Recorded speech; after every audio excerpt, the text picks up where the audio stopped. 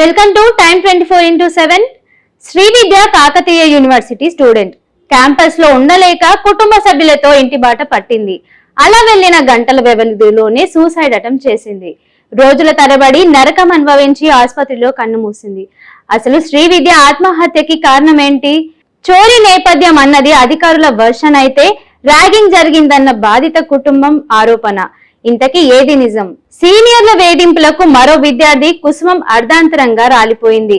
వరంగల్లోని కాకతీయ యూనివర్సిటీలో జరిగింది ఈ దారుణం. దొంగతనం ఆరోపణలతో తోటి విద్యార్థులు హాస్టల్లో బంధించి కొట్టడంతో మనస్తాపానికి గురైన బల్వత్ మరణానికి పాల్పడింది శ్రీవిద్య అనే పీజీ విద్యార్థి. శ్రీవిద్య ప్రాపర్ ఖమ్మం జిల్లా ఎర్రుపాలెం బనిగన్లపాడు విలేజ్. వరంగల్ కాకతీయ యూనివర్సిటీలో integrated MLC chemistry second year student. Kakatiya యూనివర్సిటీలో పద్మాక్షి లేడీస్ హాస్టల్లో ఉంటూ చదువుకుంటోంది. అదే బ్లాక్ లో ఉంటున్న కొంతమంది స్టూడెంట్స్ తో ఈ నెల 4న శ్రీవిద్యకు గొడవ జరిగింది. రూమ్ లో ల్యాప్టాప్ తో పాటు గోల్డ్ పోయిందన్నది ఆ గొడవ సారాంశం. అదే విషయంపై స్టూడెంట్స్ కేయు పోలీసులకు ఫిర్యాదు చేశారు. విద్యార్థులు స్టేషన్ కు పిలిపించిన పోలీసులు కౌన్సిలింగ్ ఇచ్చి పంపించారు. అయితే ఎలుకల మందు తాగి సూసైడ్ అటెంప్ట్ చేసింది. శ్రీవిద్యపై దొంగతనం నింద మోపడం, రూమ్ లో బంధించి చేయి చేసుకున్నారన్న సమాచారంతో కుటుంబ సభ్యులు క్యాంపస్ కు వెళ్లారు. ఏం జరిగిందని అడిగి తెలుసుకున్నారు. డిస్టర్బ్ గా ఉన్న బిడ్డను ఈ నెల 7న ఇంటికి తీసుకెళ్లారు. వర్సిటీలో అవమానం జరిగిందని భావించిందో, మళ్లీ క్యాంపస్ లో అడుగు పెట్టకూడదని డిసైడ్ అయిందో తెలియదు. ఇంటికెళ్లిన రోజే ఎలుకల మందు తాగి సూసైడ్ అటెంప్ట్ చేసింది. గమనించిన పేరెంట్స్ మదిరాలోని ఓ ప్రైవేట్ హాస్పిటల్ కి తరలించారు.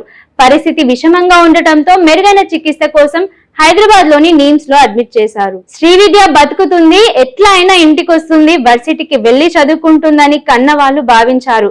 కానీ 13 రోజులు మృత్యువాతతో పోరాడి ప్రాణాలు వీడిపోవడం తల్లిదండ్రుల గుండె చెరువైంది. అన్యాయంగా తమ బిడ్డను కొంతమంది ర్యాగింగ్ పేరుతో వేధించారని, ఆ కారణంగానే చనిపోయిందని ఆరోపించారు. క్యాంపస్ లో ర్యాగింగ్ జరిగిందా? శ్రీవిద్య ఆత్మహత్యకు కారణం ఏంటి? క్యాంపస్ లో ర్యాగింగ్ జరిగిందా? ర్యాగింగ్ జరిగిన అధికారులు బయటకు రాకుండా జాగ్రత్తలు తీసుకున్నారా? అసలు వర్సిటీ అధికారులు ఏమంటున్నారు తెలుసుకుందాం.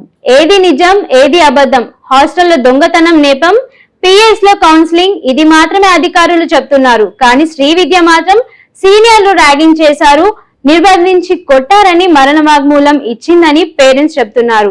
దీనికి సంబంధించిన వీడియోలు ప్రస్తుతం సోషల్ మీడియాలో వైరల్ అవుతున్నాయి. పీజీ విద్యార్థి శ్రీవిద్య ఆత్మహత్యకు నిరసనగా కాకతీయ యూనివర్సిటీ అడ్మినిస్ట్రేటివ్ ఆఫీసర్ ముందు ఆందోళనకు దిగాయి విద్యార్థి సంఘాలు.